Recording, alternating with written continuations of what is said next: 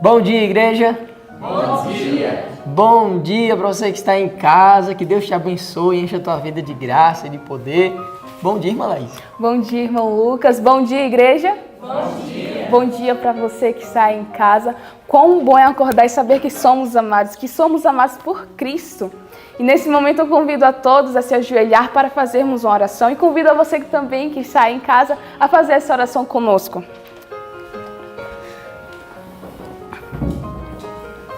Então vamos nesse momento orar. Querido Pai, muito obrigado por esse dia, como a tua filha Laís acabou de dizer, um dia onde nós nos acordamos alegres ao saber que somos amados pelo Senhor. Que essa pessoa que está em casa, também nos ouvindo neste momento, possa sentir este amor que vem de Ti e que esse amor venha preencher totalmente o seu coração e transbordar em sua vida para Amém. que ela também compartilhe com outras pessoas. Amém. Seja conosco nesse culto, ó Deus, que o Senhor aceite esse louvor que vai ser entoado, que o Senhor abençoe o estudo e que Deus Santo Espírito venha dar discernimento e entendimento a todos nós, principalmente ao pessoal que está em casa, para que eles se alimentem da Tua Palavra e assim estejam fortalecidos no Senhor. Pedimos a Tua bênção e desde já nós te agradecemos, no nome santo de Jesus. Amém. Amém.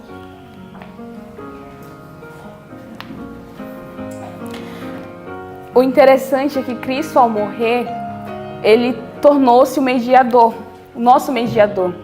E tem uma ilustração que é muito bonita que diz que Deus ele segura na mão do Pai e segura na nossa mão. E, com esse intuito, eu convido a todos a entoar o hino de 375, Ao Tomar Minha Frágil Mão. Que você possa também entoar esse hino conosco e sentir o amor de Cristo. Agora, nesse momento, nós vamos recitar o nosso verso, né? Você que está em casa sabe que a gente tem aqui um hábito que Deus colocou no nosso coração e eu desejo que coloque no seu coração, que é decorar a Bíblia. E a gente vai, nesse momento, citar o verso novo, que está lá em 2 Coríntios, capítulo 4, verso do 6 ao 7. E você de casa? Ao 9. Ao 9, oh, desculpa. Do 6 ao 9, né? É porque o óculos está rabiscado. Vou repetir de novo. Então, nesse momento, agora a gente vai recitar o nosso verso, que está lá em 2 Coríntios, capítulo 4, do 6 ao 9. Você de casa também pode decorar junto conosco. Vamos lá? No 3. 1, 2, 3. 2 Coríntios 4, do 6 ao 9. Porque Deus, que disse que das trevas resplandecesse a luz, é quem resplandeceu em nossos corações, para a iluminação do conhecimento da glória de Deus na face de Jesus Cristo. Temos, porém, este tesouro em vasos de barro, para que a excelência do poder seja de Deus e não de nós. Em tudo somos atribulados, mas não angustiados, perplexos, mas não desanimados, perseguidos, mas não desamparados, abatidos, mas não destruídos. 2 Coríntios 4, do 6 ao 9. 2 Coríntios 4, do 6 ao 9.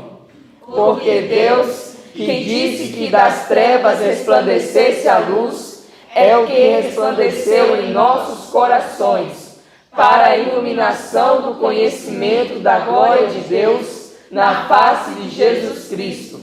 Temos, porém, este tesouro em vasos de barro, para que a excelência do poder seja de Deus e não de nós. Em tudo somos atribulados, mas não angustiados, perplexos, mas não desanimados, perseguidos, mas não desamparados, abatidos, mas não destruídos. 2 Coríntios 4, do 6 ao 9. 2 Coríntios 4, do 6 ao 9. Porque Deus, que disse que das trevas resplandecesse a luz, é o que resplandeceu em nossos corações, para a iluminação do conhecimento da glória de Deus na face de Jesus Cristo. Temos, porém, este tesouro em vasos de barro, para que a excelência do poder seja de Deus e não de nós. Em tudo somos atribulados, mas não angustiados, perplexos, mas não desanimados, perseguidos, mas não desamparados, abatidos, mas não destruídos. 2 Coríntios 4, do 6 ao 9. Bom dia, Paulinha. Bom dia. Que bom que nós estamos aqui mais uma vez para estudar a palavra de Deus. Vamos dar um bom dia para o pessoal de casa, um bom dia para você, bom dia para a igreja, né? Bom dia, igreja. Bom dia aos nossos amigos. É com alegria que estamos quase encerrando o livro Desejado e quantas coisas temos aprendido.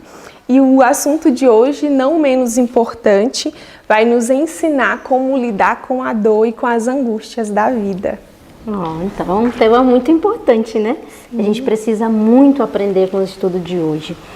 E o meu coração fica tão encantado do privilégio que Deus tem concedido a nós de abrirmos o livro, o Desejado de Todas as Nações, de abrirmos a Bíblia e ter o nosso coração assim repleto de coisas boas, de mensagens tão grandiosas que muitas vezes nos falta até palavras para descrever essas mensagens. Sim. Mas o bom é que você aí de casa tem o seu livro, você tem o seu guia, então você pode ler, marcar e não perder nenhuma das palavras que são tão preciosas. Porque o que nós falamos aqui é tão breve e resumido, né? Então que você leia, que você tenha o seu livro para poder receber a bênção total, completa. E no estudo de hoje nós estudamos o quê? Quais são as referências? João, no capítulo 20, a partir do versículo 1 até o versículo 18. Estudamos também o livro de Jó, capítulo 9 e o capítulo 10. E já estamos no capítulo 82 do Desejado, pertinho do fim. Daqui a pouco a gente está dando tchau para o Desejado, né? E começando uma nova etapa. Muito bom. E na história de hoje, o título do Desejado é Por que choras? Já é uma frase assim um pouco que aconchegante, né? Por que choras? E é justamente sobre isso que nós vamos falar, sobre Maria Madalena e outras mulheres também que foram até o sepulcro de Jesus. Lá estava o domingo se iniciando, né? E as mulheres já desde a madrugada começaram a se preparar para o quê? Para ungir o corpo de Jesus. Prepararam tudo, as especiarias, e lá iam elas ao encontro do sepulcro de Jesus, ao encontro de um corpo morto. Porque o texto diz que na mente delas não havia nenhuma lembrança de que Jesus havia dito que ressurgiria, não é isso? Sim. Mas elas iam conversando durante o caminho sobre o quê? As boas obras que Jesus havia feito. Ficaram refletindo em como Jesus era bom, em como Jesus ajudava, as palavras de consolo, e elas iam um caminho conversando sobre isso. Só não lembrava que ele ia ressuscitar. Só não lembrava que ele ia ressuscitar. Interessante isso, né? Mas houve uma mulher, porque elas vieram de lugares diferentes, algumas, né? E houve uma mulher que talvez tenha saído até mais cedo de casa para poder chegar antes. Teve uma mulher que talvez tenha andado mais rápido para poder chegar antes. E essa era Maria Madalena. Lá estava ela, primeiro, no sepulcro de Jesus. E eu fico imaginando a dor e a gratidão que movia o coração dessa mulher. Porque pensa, você sair de uma distância, longe mesmo, de madrugada, sozinha, carregando especiarias para ungir o corpo de um morto, tem que ter muito amor para fazer esse tipo de ação. Tem que ter muito amor. O livro diz que cuidar do corpo de Jesus seria para ela um consolo. Imagina que coisa. E a determinação, quando ela chega lá e não vê o corpo que ela foi contando que estaria ali, eu fiquei lendo e pensando assim. Aí ela começa a dizer, onde está o corpo? Me diz que eu mesma vou levar e vou achar um lugar digno.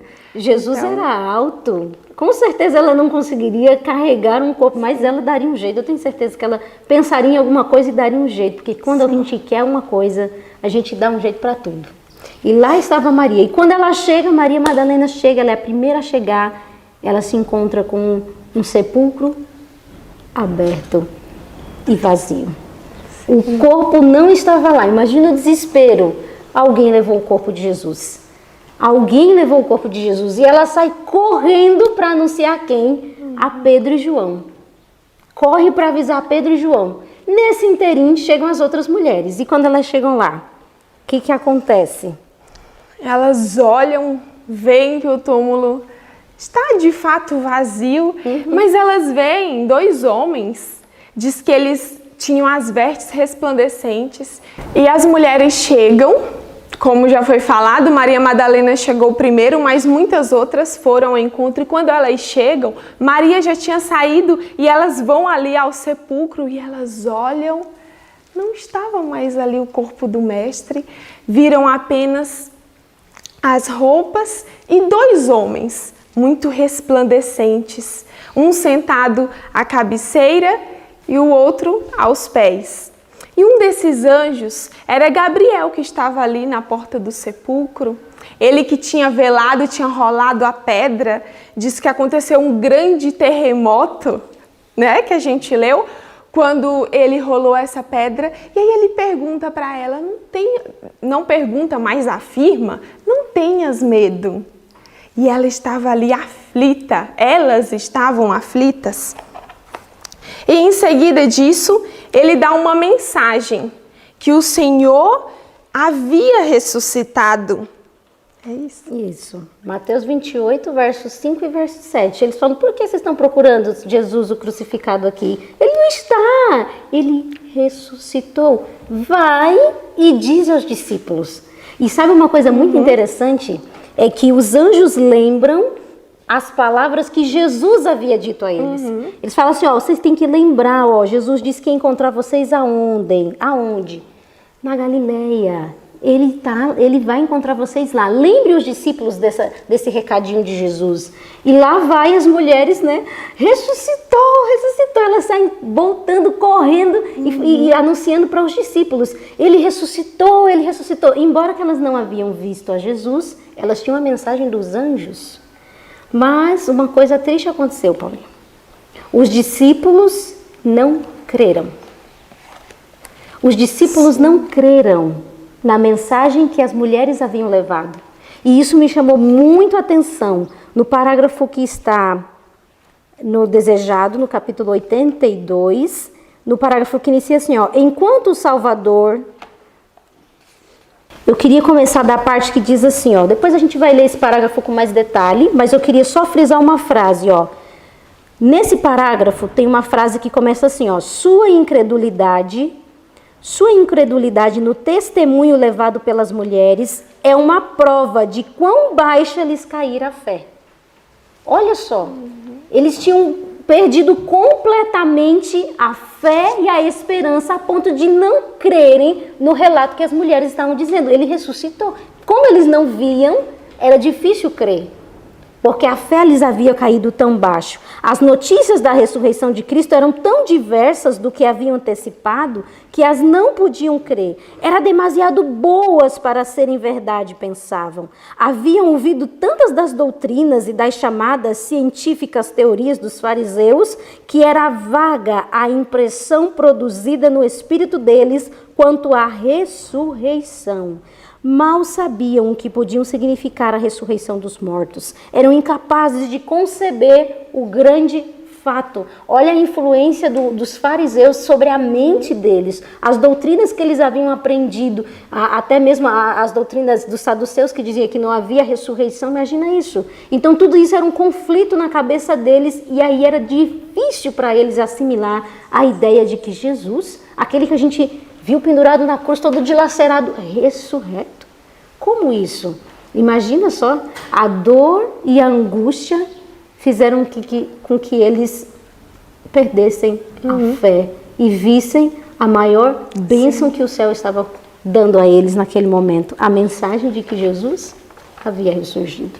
Mas mesmo em incredulidade, eles decidem ir. Eles atendem, né, ao chamado de Maria e eles vão. Eu acho interessante o que relata aqui no capítulo do livro de João, no capítulo 20, eu convido você a abrir a sua Bíblia. Eles foram.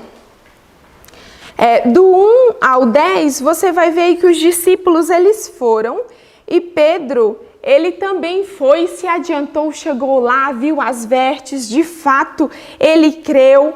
Os discípulos foram. Mas teve alguém que foi, voltou, chamou os discípulos, Os discípulos foram com ela e eles voltaram, mas ela ficou ali no sepulcro, triste, chorando. Antes de você falar dessa parte, eu queria muito ressaltar a parte que acontece entre João e Pedro.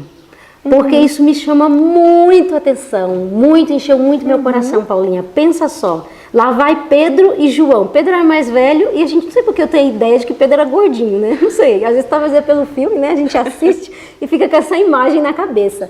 Mas João chega primeiro. João corre e chega primeiro, mas João não entra no sepulcro. Pedro entra. Pedro entra no sepulcro e ele olha ali o sudário, né? Vê as vestes de Jesus ali. Sim. E aí João entra. E o texto de João, capítulo 20... Cadê? Onde tava? Cadê o versinho? Que diz assim, João creu. Aqui, ó, verso 8. E quando João entra, Mateus 20, verso 8, diz assim, ó. Então entrou também o outro discípulo, que chegara primeiro ao sepulcro, e viu e creu. O que João viu e creu? Qual era o testemunho que havia ali da divindade e que Cristo havia ressurgido? O desejado de todas as nações é espetacular para explicar isso aqui. O parágrafo que começa, Maria não ouvira as boas novas. Maria Madalena foi-se embora, não ouviu as boas novas de que Cristo havia ressuscitado. Ela achava que alguém tinha roubado o corpo de Cristo, né? Tanto que quando ela vai conversar com o jardineiro lá, né, que era Jesus, ela fala assim, mas se esse sepulcro é tão digno, meu mestre não pode ser, me dá que eu tenho um sepulcro que não tem ninguém, que era o sepulcro de Lázaro. Imagina isso. Eu levo para lá se não é tão digno. Então ela não tinha na mente que Jesus, ela não tinha a possibilidade na mente que Jesus havia ressuscitado. Mas aí foi ter com Pedro e João e levou a dolorosa mensagem. Levaram, e os discípulos correram para o túmulo e se acharam. Os discípulos correram para o túmulo e acharam ser como Maria dissera. Viram o sudário e o lenço, mas não acharam o Senhor. Havia, no entanto, mesmo ali o testemunho de sua ressurreição. As roupas do sepultamento não estavam atiradas com negligência a um lado, mas cuidadosamente dobradas, cada uma num lugar à parte. João viu e creu. Só o mestre faz isso daqui. Olha, isso aqui é a maneira como Jesus faz. Do jeitinho que ele dobrava as roupinhas dele. Eles viram e creram. Ainda não compreendia a escritura que dizia de ver Cristo ressuscitar dos mortos, mas lembrou-se então das palavras do Salvador predizendo sua ressurreição. Fora o próprio Cristo que colocara com tanto cuidado as roupas com que o sepultaram. Quando o poderoso anjo baixara ao sepulcro, uniu-se-lhe outro que estivera com o seu grupo, montando guarda ao corpo do Senhor. Enquanto o anjo do céu removeu a pedra, o outro entrou no sepulcro e desenrolou o corpo de Jesus de seu invólucro. Foram, porém, as próprias mãos do Salvador que dobraram cada peça, pondo-as em seu lugar. Ao seu olhar, que guia semelhantemente à estrela e o átomo, nada há sem importância. Ordem e perfeição se manifestam em toda sua obra. Não é espetacular isso aqui? Nada, essa frase ficou reverberando na minha mente. Nada há sem importância para o céu. Nada. Aquilo que julgamos tão pequenos, para o céu é algo valioso e importante. Cristo havia ressurgido e ele não achou de menos importância dobrar os seus lençóis. Dobrou tudo direitinho, deixou lá. E João viu, Jesus ressuscitou. Creu. Que coisa espetacular. E aqui diz que esse era um testemunho de sua divindade. Que coisa incrível. Fica aí uma lição para nós. Fica uma lição para nós, né, Paulinho? Os que levantam aí, não dobram nem os lençóis da cama, né? Ou então as coisas pequenas que a gente vê na nossa vida e pensa que o céu olha para aquilo sem importância. Mas para Deus tem importância. Nada há sem importância. Sim. Aí Maria fica sozinha. E acontece algo muito lindo, que é o que está relatado ainda no capítulo 20 de João, E eu queria que lêssemos juntos a partir do verso 11.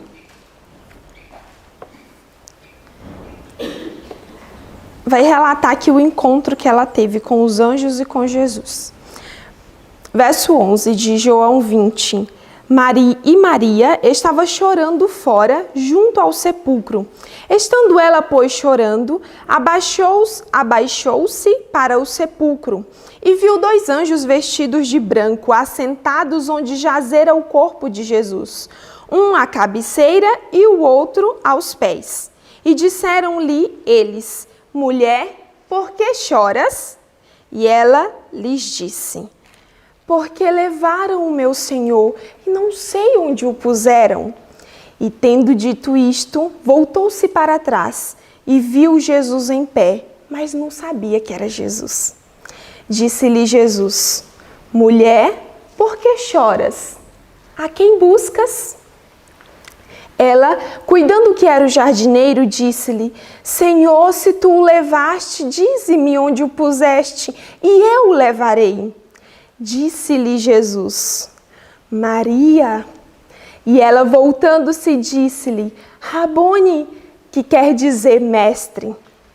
Disse-lhe Jesus: Não me detenhas, porque ainda não subi para o meu Pai, mas vai para os meus irmãos e dize-lhes que eu subo para o meu Pai, e a parte linda, e o vosso Pai, e meu Deus e o vosso Deus. Olha que lindo isso que Deus falou. Maria Madalena foi e anunciou aos discípulos que vira o Senhor e que ele lhes dissera isto. Então, ela vai e anuncia. Por 3 vezes Deus manda esse recado aos discípulos. Avisa aos discípulos que a gente se encontra na Galileia. Avisa aos discípulos que a gente se encontra na Galileia. Aqui há um ponto interessante. Cristo, nesse momento, ele não aceita que Maria toque nele. E eu acho isso bonito porque às vezes a gente tem uma ideia de quando a pessoa morre e ela fica vagando, ela é uma alma, é um ser assim transparente, invisível e tal. E aqui a Bíblia deixa claro que Jesus estava ali em pessoa e ele não aceita o abraço de Maria, ela vai para abraçar-lhe os pés. Por quê? Aqui também no livro trouxe uma explicação muito bonita. Cristo ele ainda não tinha subido ao Pai, ele ainda não tinha apresentado e tido a certeza de que o seu sacrifício estava aceito. Aqui no parágrafo que fala, Jesus recusou receber a homenagem de seu povo. Esse parágrafo ele se encontra nessa edição de capa dura na página 790. Nas demais edições vocês podem procurar por esse início no parágrafo. Jesus recusou receber a homenagem. Ali para o meio fala assim, que ele subiu às cortes celestiais e ouviu do próprio Deus a afirmação de que sua expiação pelos pecados dos homens fora ampla, de que por meio de seu sangue todos poderiam obter a vida eterna. O Pai ratificou o concerto feito com Cristo, de que receberia os homens arrependidos e obedientes. Amém. E os amaria mesmo como ama a seu filho. Amém. Essa parte é linda. Qual é a medida, Carol, que Deus te ama? Ele te ama como ama o Senhor Jesus. Cada um de nós somos amados nesse patamar, nesse nível, como ama Jesus. Em outros momentos, Jesus fala assim, olha, como o Pai me enviou, eu envio vocês. É nesse nível que o céu olha para cada ser humano arrependido e obediente. E olha o que continua dizendo. Cristo devia completar sua obra e cumpriu a promessa de que o varão será mais precioso que o ouro e o homem sê-lo-á mais que o ouro acrisolado. Todo o poder no céu e na terra foi dado ao príncipe da vida e ele voltou para seus seguidores num mundo de pecado a fim de lhes comunicar poder e glória. Jesus não aceita que Maria o abrace, porque ele ainda não queria a honra de seus filhos, ele queria primeiro a presença do Pai. Mas uma vez que ele vai e o Pai ratifica, filho, está aceito. todos serão aceitos no amado. Todos os que te aceitarem serão recebidos aqui no céu.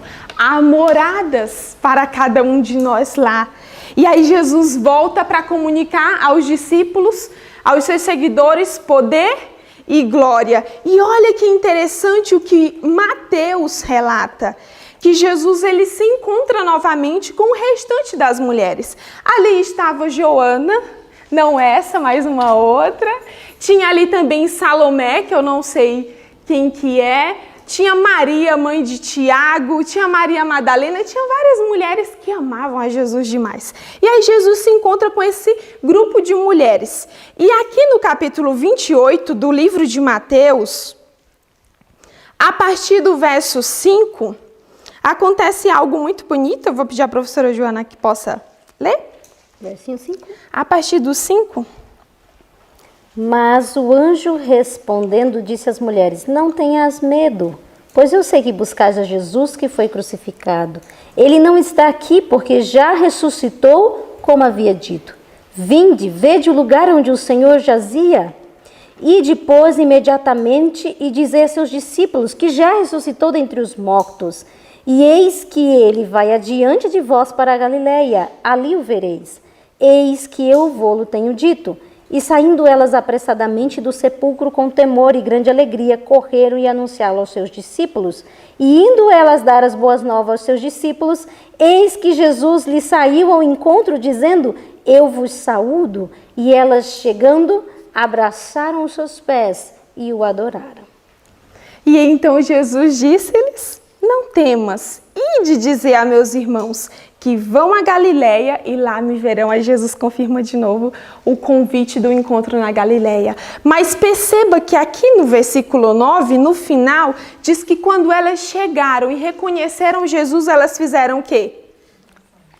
Abraçaram e o adoraram. E nesse momento Jesus, ele recebe essa adoração, porque o Pai já tinha ratificado, confirmado. E aí ele fica ainda alguns dias aqui na terra, isso a gente vai ver nos próximos, para confirmar essa obra, e diz também para que os discípulos tivessem a certeza, e essa parte é linda, de que eles continuavam sendo amados. Imagina que coisa gloriosa. Só o amor para fazer isso. Sabe, eu fico imaginando, Jesus diz assim para Maria Madalena: não me toques, porque ainda não subi ao Pai. Isso que você acabou de explicar. Mas o que fez Jesus fazer o Pai esperar? O que fez Jesus ficar ali esperando antes de subir ao Pai? Ele estava ali justamente para atender um coração dilacerado. Um coração sofrido que estava ali no sepulcro, chorando, chorando, dizendo: onde é que está? Me diga onde é que está. Que aonde tiver eu vou buscar e eu levo para o sepulcro que eu tenho. Jesus estava ali por causa daquele coraçãozinho. Aquele coraçãozinho grato que só queria render homenagem ao Salvador. E aí ele espera, ele deixa os anjos, o Pai esperando para receber Maria. Maria. E aí quando ela escuta a voz familiar de Jesus: Rabone! Imagina a alegria do coração daquele que estava despedaçado. E Jesus fala: calma, Maria, eu ressuscitei, Maria. Aqui, Maria, estou na sua frente. Imagina isso, que coisa gloriosa. Jesus faz essa surpresa maravilhosa para Maria, se apresenta Ele mesmo para ela. Que coisa gloriosa. E a vida, a primeira obra na realidade, a primeira obra realizada por Cristo após a ressurreição, essa que você acabou de falar. Mostrar para os discípulos que eles eram amados. A mensagem do anjo: diga aos discípulos e a Pedro. Que lindo isso aqui. E a Pedro, diga a Pedro também que eu quero vê-lo. Porque angustioso estava o coração de Pedro. Cheio, profundo de remorso, com vergonha. E quando eu li isso aqui, eu fiquei imaginando: ai, coitadinho do Pedro, meu Deus, que vergonha. Imagina olhar para o rosto de Jesus depois de ter negado ele. Depois de ter dito: eu não conheço, nunca ouvi falar, e ainda com juramentos e pragas. Imagina encontrar o Salvador depois disso. Diz que Pedro foi o que mais sofreu, porque isso ficava latente na mente dele. Ele não esquecia a cena e isso machucava o que ele tinha feito com o mestre dele. Isso mesmo. E Jesus queria ajudá-lo nessa situação. Diga a Pedro que eu também quero ver ele. Que eu também aceitei o seu arrependimento. Eu tenho perdão para dar, como eu amo ele também, mesmo que ele me ame. Eu amo ele também. O amor de Cristo permanecia inalterável. É isso que fala no parágrafo que começa: a primeira obra de Cristo na terra, depois de sua ressurreição, foi convencer os discípulos de seu inalterável amor e eterna solicitude para com eles, porque todos abandonaram. Pedro negou, foi pior, né? Mas todos abandonaram. Mas Jesus queria convencê-los: como vocês são amados, amados por mim, amados no Pai. E o parágrafo termina dizendo: para lhes dar testemunho de que era seu Salvador vivo, de que quebrara as cadeias do túmulo e não mais podia ser retido pelo inimigo, a morte, para revelar que tinha o mesmo coração de amor de quando andava com eles, quando o seu amado mestre apareceu-lhes por várias vezes. Queria estreitar ainda mais em torno deles os laços de amor. Ide, dizei a meus irmãos, disse ele, que me encontrem na Galileia. Que amor, que cuidado, que tato, que jeito era o que Jesus tinha para com os discípulos e tem para conosco também. Amém. E Cristo queria dar essa certeza porque é algo que é muito difícil de se viver. É a situação de dor, de remorso, como Pedro estava ali numa mistura de sentimentos. É muito difícil passar por momentos de decepção. Os discípulos estavam passando por um momento de decepção. Na verdade, a fé deles foi por água abaixo, como normalmente a gente diz. Eles até tinham voltado para a sua vida. Como em momentos de dor, de depressão, de desespero, de preocupação, de temor, é difícil permanecer com os olhos fitos em Jesus. O que Jesus queria, ao falar ali para Maria Madalena, consolar o coração dela e dizer: Maria, esses teus olhos embargados por lágrimas não permitem que você me veja do modo como eu sou, veja a situação do modo que é. Ela primeiro pensa que Jesus é um jardineiro. Os discípulos olham aquilo, mas o coração ainda estava tão desesperançado, tão dolorido, que eles não conseguem aceitar e crer ainda que era verdade mesmo que Jesus estava ressuscitado. Cada um vai reagindo a essa situação de dor de um modo diferente. E eu te pergunto, e o Senhor Jesus hoje pergunta: por que choras? Por que te atribulas? Eu vivo. Eu vivo. Amém. Desde a primeira vez dessa semana que passou, que eu li o capítulo Banquete na Casa de Simão, ficou uma palavra, e eu quero encerrar com essa frase que trouxe muita esperança ao meu coração e eu acredito que pode trazer ao de vocês e ao seu também. O plano da redenção dotou a humanidade de grandes possibilidades. Grandes possibilidades. Jesus sonhava muito grande para Maria, aquela mulher desprezada. O plano da redenção, a graça de Cristo a elevou.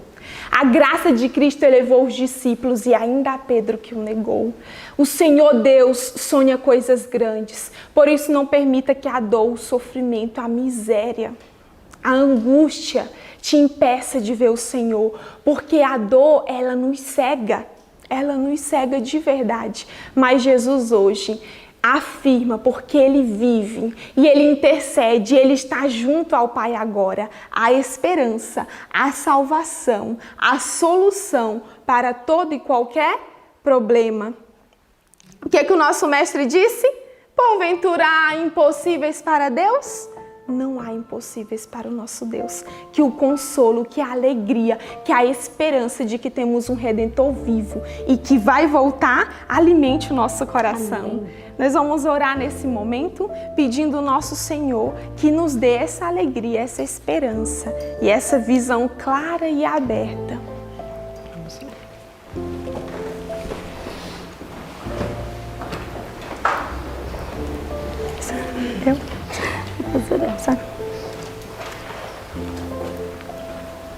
Nosso Deus e nosso Pai, glória, glória seja dada ao Teu nome, Senhor. Como Tu és grande, poderoso, como Tu és, Senhor Deus, amorável. Sim, o Teu estudo da Tua palavra hoje nos mostrou como é que o Senhor reage às dores humanas, às aflições dos nossos corações. O Senhor sempre responde com amor. O Senhor sempre responde, Senhor, com tato, com jeito. Como o Senhor se importa conosco, como o Senhor nos dá um valor a qual nem nós entendemos, Pai. Sim.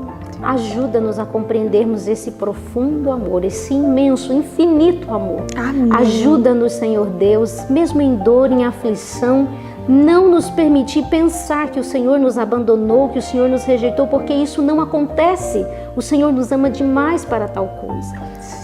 Senhor, nós colocamos a nossa vida sobre o Teu altar e imploramos para que Teu Espírito Santo possa trabalhar na nossa mente essas mensagens que nós temos ouvido, essas mensagens que nós temos lido. Trabalha, Senhor Deus, no nosso coração, nos mudando, nos transformando, nos fazendo agir em cima daquilo que nós estamos lendo.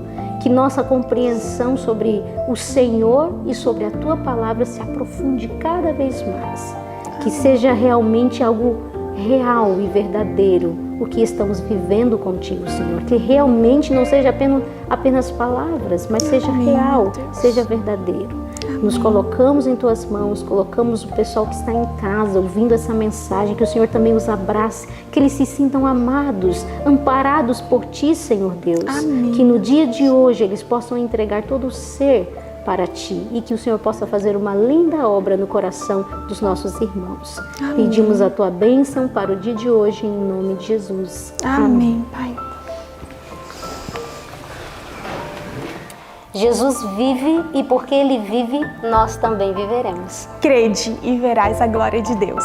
Deus te abençoe. Até amanhã.